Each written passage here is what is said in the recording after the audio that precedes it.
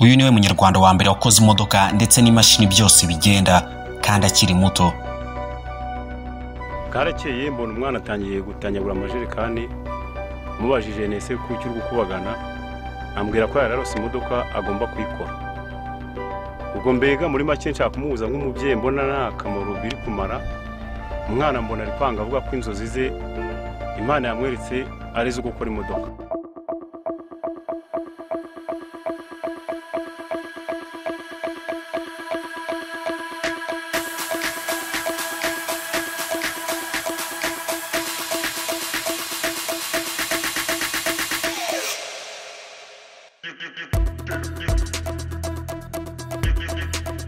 Uravuze ati none se ko wavuze ngo nari abantu bayipakira kari mashini ipakira, ndavuga ngo nyine ubwo ngiye nzayikora, ndavuga ngo nzayikora nyikoze mbona ndayishobora. Bora n'impano ye ni ibintu biri mu mutwe we, ubwo ntago wabipinga kuko nese kuri kubireba n'amaso ko atari ibintu kuvuga ngo wenda ntago biri kugaragara. Ibyo ubonye ndetse n'ibyo wumvise ni ukuri.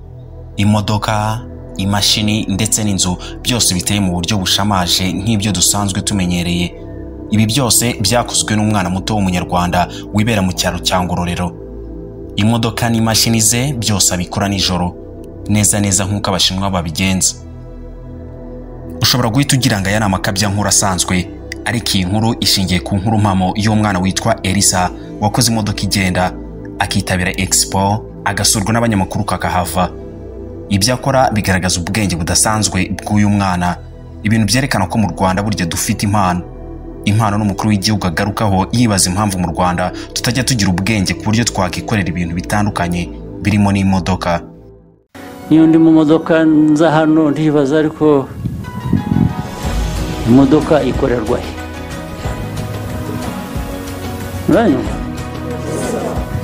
Nkongera nkanibaza ariko kuki itakorerwa mu Rwanda?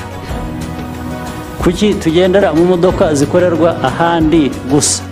No kuvuga ngo tujya kuzigurayo.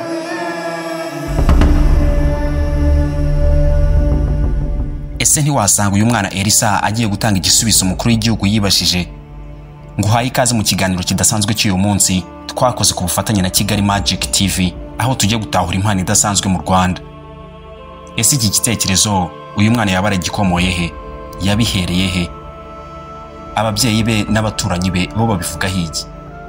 Ese ubundi ubwenge bw'uyu mwana yaba ari karemano cyangwa ni nk'abandi tujya twumva ngo ni ibifejuru? Ibi byose uraza kubisobanukirwa muri iki kiganiro. Nkurarikiye kugikurikirana kugeza ku musozo kuko hakubiyemo byinshi bidasanzwe ku mpano n'ubuhanga bw'Abanyarwanda. Ku musozo w'iyi video kandi tugufitiye impano idasanzwe twaguteguriye. Ntucikwe rero. Muri kumwe na Mr Buddha, muhawe ikaze.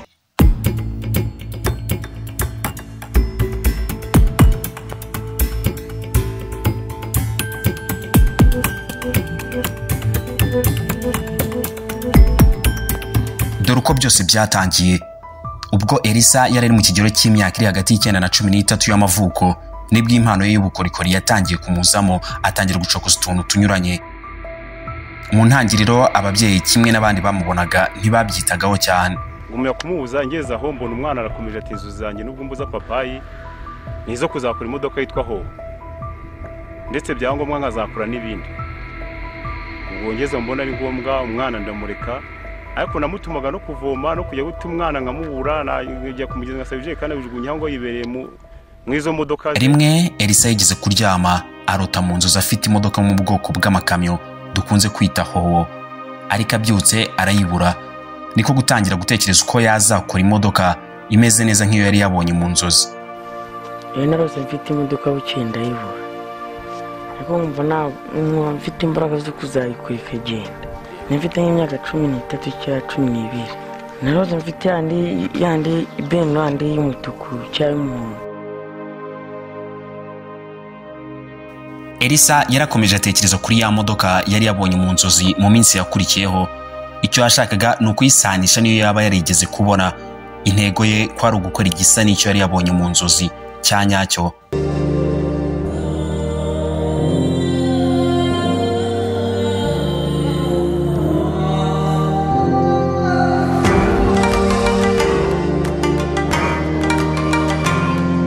umunsi umwe Elisa yarabyutse bisanzwe, gusa ababyeyi be ntibari bazi igitekerezo cy'umwana wabo kuri uwo munsi. Afata ijerekani ajya kuvoma nk'ibisanzwe kugira ngo babone amazi yo gukoresha mu rugo, nanone ari kugira ngo aze kubona umwanya uhagije wo kumurika no kugerageza ubushakashatsi bwe bwari buri mu ntekerezo ze.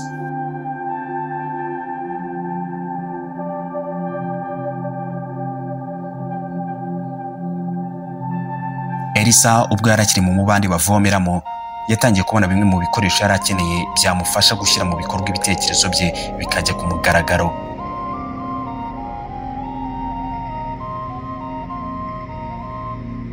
Bitewe nuko hari icyari kimuri mu mutwe kirenze kuvoma gusa, Elisa yahise ava mu byo kuvoma amazi asiga ijerekani, ahubwo atangira gukusanya twa dukoresho yabonaga ko ari ingenzi ku mushinga we wo gukora imodoka.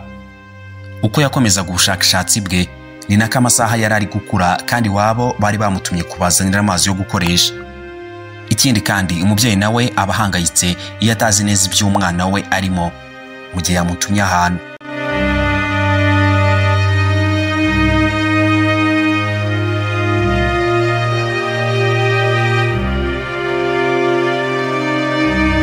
Nk'abandi babyeyi bose, papa wa Elisa nawe yagiye kureba impamvu yatindije umwana we ku isoko y'amazi. Isaha ageze ahasanga ijerekani gusa, arayivoma ubundi ari kubitarataha. Naho kumva umuhungu we yari yageze ku cy'umutimanama we washakaga. Amaze kwegeranya utwuma twose yumvaga akeneye, Elisa yaritaruye ajya atebekereye ku mpinga y'umusozi, maze acana umuriro kugira ngo atangire guteranya twa tuntu twose yari yakusanyije, ari nako yubaka ikintu cyari kimuri mu bitekerezo bye yari yarose mu nzozi, hanyuma bikamubabaza cyane ubwo yabyukaga kakibura. Kuri uyu munsi ariko byasaga nk'itangiriro ku rugendo rw'ubuvumbuzi kuri uyu mwana, nubwo iki gihe iwabo batiyumvishaga buryo ki umwana wabo yakomeza atakaza umwanya we gutyo gusa ngari gukora imodoka, kandi yewe naho bituriye nta modoka mu busanzwe zihagera. Abona ko dutuye mu cyaro, nta televiziyo zihari, nta terambere rihari rihambaye ngo yaba yarabibonye. Ntabwo nzahiza inzozi yazikuye, igitekerezo yagikuye, ubwo ni nk'impano yifitiye iba mu mutima we, nk'Imana yaba yaramwihereye. Gusa bitewe n'uko umwana yari afite intego kandi azi neza icyo ashaka kuzageraho, yarakomeje ashyiramo imbaraga akajya kwiga, yava yagakora imirimo isanzwe yo mu rugo. Bwamara kwira umwana agatangira ibikorwa bye by'ubuvumbuzi, ibintu byashoboraga gutuma aryama saa 5 z'ijoro, kandi mu cyaro uba warengereye cyane. Abatuye mu byaro ibi duhita tubyumva neza. Kuri iki gihe noneho n'ababyeyi be batangiye kumwumva, babona koko atari ibitekerezo bisanzwe bishobora kuza mu muntu gutyo gusa, ahubwo batangira kubona ko hari ikintu gikomeye cyihishe mu mwana wabo. Yari afite impano idasanzwe y'ubukorikori muri we. Umvuka ababyeyi be babyitangariza. Karakeye mbona umwana atangiye gutanyagura amajerekani, mubajije nese ku cy'uru gukubagana, ambwira ko yararose imodoka agomba kuyikora. Ubwo mbega muri make nshaka kumuhuza nk'umubyeyi, mbona nta kamaro biri kumara. Umwana mbona ari kwanga avuga ko inzozi ze Imana yamweretse ari zo gukora imodoka.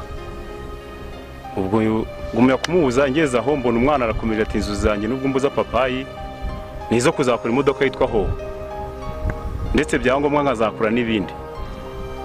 Ubwo ngeze mbona ari ngombwa umwana ndamureka, ariko namutumaga no kuvoma no kujya guta umwana nkamubura, najya kumugeza ngasabije kandi abijugunya ngo yibereye mu izo modoka ze. Ubwo ngumya kumuhata, agize arambwira ati umva ro papayi, Perezida wa Repubulika wabohoye abanyarwanda muri jenoside ntago azambuza kuneza imbere ngo nanjye ngira icyo nagiraho, niba ngombwa anjyane no kunemeza muri Amerika mbashe no gukora n'ibindi. Ubwo bigeze nyuma mbona gukorana ziriya mashine zimwe ziyora ibitaka, nkabonera yo yimenye muri ya Hoho. Ubwo mbona umwana aranangaje. Ubwo bigeze bisaba kugira ngo mujyane muri Expo, nibwo twavuyeyo ati papa y'inzozi zanjye zirakomeje, ariko yakoze iriya mashine nayo uraza kuyibona. Ngiye kubona mbona umwana gukora imashini iri kwibenura, iri kudaha ibintu. Ubwo ibintu biranungura. Nubwo ababyeyi be batangiye kubimufashamo, ariko gusa n'ubundi ibikoresho byari bikiri yanga muri icyo cyaro cya Ngororero, kuko tumwe mu dukoresho yakiniraga ntiyabashaga kutuhabona mu buryo bumworoheye kugira ngo abashe kubaka imodoka nini. Gusa ise nk'umubyeyi yaramufashaga mu bushobozi bwe, nubwo mu cyaro namwe mubizi ko kubona udufaranga bari ingume, ariko gushyigikira umwana we nabyo byari ingenzi. niko kumushyigikira maze umwana we yakomeza gukora ibintu bifite ireme, ateranya twa tuntu yagendaga akusanya hirya no hino maze abakoze imodoka ye ya mbere. Abaturanyi kimwe n'abandi bantu bo mu gasantere barahurura sinakubwira, bitegereza umwana werekanye icyo ashoboye n'impano ye. Aba bahaye imodoka ijya kumera nk'iyo mu bwoko bwa hoho tuzi, atangira gupakiza imicanga karahava. Cyane ko na nyuma yaje gukora noneho ibindi bintu bihambaye nk'ikimashini gikora nka katapira ikora imihanda. Ariko mbere yuko tugera kuri ibi bimodoka bidasanzwe n'ibindi bintu uyu mwana yaba yarakoze, ese ubundi uyu mwana ni muntu ki? Yaba akomoraho ubu bwenge n'ubuhanga twakita ko bidasanzwe? Inkuru ye itangira kuwa 7 Kamena mu mwaka wa 2005 ubwo umuryango wa Munyandamutsa Janvier na Nyiransabimana Specials wibarutse umwana wabo bamwita Iragaba Elisa. Uyu akaba ari umwe mu bana 13 y'umuryango wibarutse. Bakaba batuye mu karere ka Ngororero, umurenge wa Kabaya, akagari ka Mwendo, umudugudu wa Mwerabuye, aha akaba ari mu ntara y'Uburengerazuba bw'u Rwanda. Ese uyu mwana Elisa kwaba wari usanzwe umuzi? None se haba hari abandi bana bameze nkawe bakora ibintu bitangaje waba uzi? Mutubwire muri comment, ndetse n'ibyo bagiye bakora nabo inkuru zabo zizatangazwe zimenyekane, ubundi impano zabo zitezwe imbere. Elisa yavutse kandi akura nk'abandi bana bose, anyura mu byiciro by'ubwana nk'abandi bose. Ntacyo twavuga kidasanzwe cyari kihariye kuri uyu mwana waruvukiye mu gace k'icyaro nka Kabaya ho mu karere ka Ngororero. Yewe no kuba yahabona imodoka byasaga nk'amateka, cyangwa se ngabe yagira amahirwe yo guhura n'ikoranabuhanga runaka ngabe yabyigiraho byinshi. Abona ko dutuye mu cyaro, nta televiziyo zihari, nta terambere rihari rihambaye ngo yaba yarabibonye, ntago nzahiza inzozi yazikuye, igitekerezo yagikuye, ubwo ni nk'impano yifitiye iba mu mutima we. Ari nacyo gitangaza abatari bake, kuko aho batuye muri Ngororero haba harimo urugendo rw'amasaha arenze 4 uri mu modoka uvuye i Kigali, kandi nanone ukagerekaho n'urundi rugendo rw'isaha ugera aho batuye nyirizina mu gasantere kuri ubu twavuga ko gatangiye gutera imbere. Ubwo uyu mwana yari ageze mu kigero cy'imyaka 9 na 13 yatangiye kugaragaza impano idasanzwe ivanze n'ubuhanga, aribyo byamuganishije kuri ibi byose. None uyu mwanya tukaba turi kumugarukaho. Uretse izi modoka kandi Elisa yanakoze ikimashini gisa na bya bindi bya rutura mujya mubona byitwa kat cyangwa katapira, birimo imihanda bigapakira n'ibindi, kandi imashini ye nayo ikabipakira. Ni ikimashini nyine.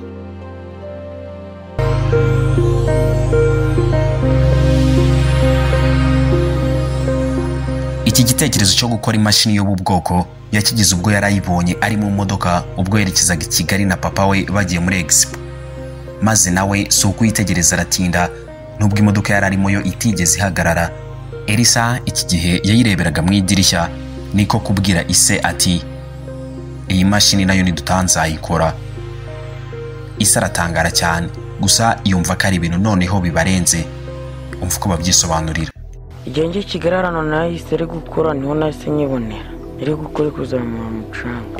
Genda tutaragerayo yari ahantu mbona iri gukora umuhanda, mbona iri narebye ukuntu ikura n'ukuntu iteye, mfite nishyira mu nayibonye turi kugenda turi mu modoka nanavuye. Nibyo niko byagenze. Turi kugenda ayibona ibushuka ko umuntu agenda turi mu modoka, arambwira ati papa ati niya mashine nzayikora. Ahubwo natangajwe no kubona nyuma yaho tuvuye muri Expo hacemo nk'amezi 7, bona umwana y'amashini arikoze n'ahandi hantu yayibonye naho ngaho gusa. Nanone ariko kubona udukoresho two gukoresha kuri icyo kimashini kimwe n'ibindi bikorwa bye ntibyari byoroshye kubibona muri icyo cyaro cyabo. Hari ibintu bikoresho utafu kubona ukabishakisha, wanabibura ugategereza ukazayikura ubibonye. Niba wakunze iyi video uri kureba none aha wayiha like, kora subscribe kuri no kunzogera kuri uyu muyoboro wa X Menya kugira ngo ujye gukomeza gukurikirana ibiganiro nk'ibi bidasanzwe mu buryo bworoshye cyane. Inkuru idasanzwe y'umwana yo turacyayikomeje.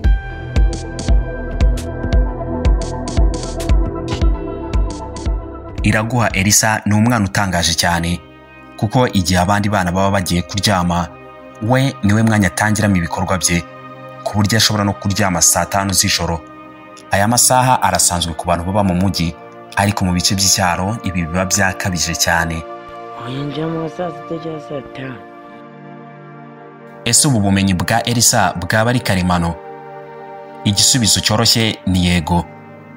Elisa yakuriye mu cyaro. Ise umubyara yari umushumba w'inka, ntiyigeze ubu buvumbuzi namba. Oya, ntabyo nigeze. Njye nari umushumba ndagira inka. No mu muryango wacu nawe wabwigeze nk'uyu nguyu. Gusa kubw'igitangaza abyara umwana w'umuhanga, nanone twakita ko ari umuvumbuzi. Ahakurikiza ibyaba yabonye mu nzozi akagerageza kubishyira mu bikorwa, cyane ko yanakoze inzu yo mu bwoko bwa cadastre cyangwa bamwe bita gacurama. None wowe uratekereza ko gukora iyi modoka cyangwa iyi mashini mureba bimutwara igihe kingana iki? Elisa ati nayikoze nk'amezi 5. Amezi 5 ukora buri munsi? Oya, bitewe n'udukoresho umuntu agira akatubura agahagarara akazacumbura yatubonye. Ni nk'amezi 3 cyangwa 4. Burya ntibiba byoroshye. Wa mwana arimo umukozi, ibaze kumara amezi 5 yose agikora imashini, nandi ari hagati ya 3 na 4 akora ya modoka yaho twabonye. Ntagatangaza. Ise we yumvaga ko umwana we yazavamo umusirikare ukomeye. Njye numvaga ko ya umusirikare ukomeye akazarwanira igihugu, akayenda igihugu cyacu, akayenda umutekano w'igihugu cy'u Rwanda. None kuri ubu Elisa we yifugira ko ibyo azakora kandi akunze yamaze kubibona. Mu myaka iri imbere abanyarwanda bakitegeho iki? Anyitegeho iki? Uko nzagenda bakura imodoka zigenda. Kimwe mu bintu Elisa akeneye cyane ni ubumenyi bwisumbuyeho muri bakora. Avuga ko kimwe mu byo abafitiye amatsiko cyane ari ukumenya uko yakora vitesse cyangwa umuriro, akaba nawe yabishyiramo mu modoka ye ku buryo yajya igenda noneho idasunikwa. Ukuntu bashyiramo vitesse, n'ukuntu bashyiramo urufunguzo, n'ukuntu bashyiramo lisansi n'amatara, nibyo ngibyo. Yabibaye imodoka noneho. Kandi n'ababyeyi be nabo nibyo bamwifuriza.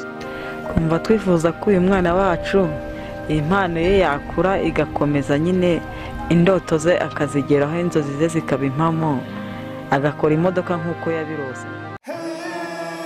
Kubona ubumenyi bukwiye. Iyo ushaka imodoka nawe arayigukorera, kandi ngo yakwishyuza make cyane, ariko ibikoresho byose ari ibyawe, nawe ukaba ubaye umuvumbuzi utyo. Imuni imodoka bayikorera ngahe? Imodoka 10 cyangwa 15. Wakuyemo ibikoresho byose ku buryo utahomba? Oya, ibikoresho. Elisa nyuma yo gukora ikintu ngo biramushimisha cyane. Gusa nanone siwe gusa bishimisha, kuko natwe ari uko bimeze, biradushimisha. Muri bwa dutangira iki kiganiro twumva umukuru w'igihugu yibaza impamvu ibyo byose bidakorerwa mu Rwanda. Niyo ndi mu modoka nza hano ndibaza, ariko imodoka ikorerwa he? Uranyumva? Nkongera nkanibaza, ariko kuki itakorerwa mu Rwanda? Ubanza yaravugaga Elisa. Ngaye nguko amateka y'umwana Elisa, umwana mutari gukora ibintu bitangaje cyane ku myaka ye mito cyane, akaba atanga icyizere cy'ejo hazaza ku Banyarwanda. Ese wowe wishimiye ko impano nk'izi zikomeza kurebererwa gutyo gusa, cyangwa nawe ushyigikiye ko zakomeza gutezwa imbere zikagera kure hashoboka? Mutubwire uko mubitekereza muri comment. Uyu mwana ariko kugira ngo akomeze gutera imbere akeneye ubufasha, gakomeze kuzamura impano ye nkuko na se abyitangariza. Akaba ari nayo mpamvu twabashyire nimero ya telefone y'umubyeyi we muri description y'iyi video uri kureba nona. Niba ari icyo ushaka kumenya cyisumbuye kuri uyu mwana, cyangwa ukaba ushaka gutera inkunga uyu mwana n'umuryango we, wabariza kuri izo nimero. Natwe icyo tumwifuriza ni kimwe, gukomeza gutera intambwe ava ku rwego rumwe ajya ku rundi. Reka ngushimire wowe twabanye kugeza ku musozo w'iki kiganiro. Nkwibutsa ko iki kiganiro twagikoze ku bufatanye na Kigali Magic TV. Tunabashimira cyane ku bw'amashusho yabo twifashishije. Niba wakunze iyi video, nyamuneka ntugende utayihaye like. Kora subscribe kure no kunzogera kuri uyu muyoboro wa YouTube yitwa Xmeya kugira ngo ujye ukurikirana ibiganiro nk'ibi bidasanzwe mu buryo bworoshye cyane. Kimwe no gushobora gusangiza iyi video inshuti zawe nazo zigasobanukirwa. Niba kandi nawe wumva ufite inkuru itangaje wadusangiza, watumenyesha kuri nimero uri kureba kuri screen yawe nona. Njye mwabanye muri iki kiganiro, ndi Mr. Buddha.